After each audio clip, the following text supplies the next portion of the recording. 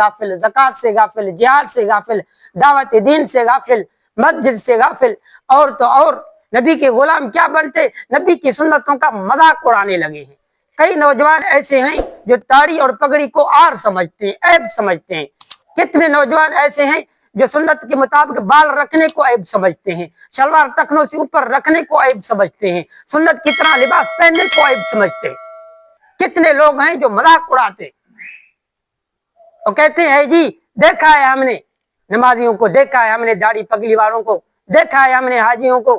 کتنے لوگ ہیں جو مذاق اڑاتے ہیں داڑھی پگڑی والوں کا, دیکھا ہے ہم نے مسجد کے مولاؤں کو, مذاق اڑاتے ہیں. جب یہ ساری کارگزاریاں, جب ہماری یہ سارے بدعمالیاں رسالت مآب صلی اللہ علیہ وسلم کی خدمت اقدس میں حاضر ہوں گے تو عزیزان ایمان آپ استغفار تو ہمارے لیے کرتے ہوں گے, لیکن آپ کو دکھ بھی تو ہوتا ہوگا, آپ کو صدمہ بھی تو ہوتا ہوگا.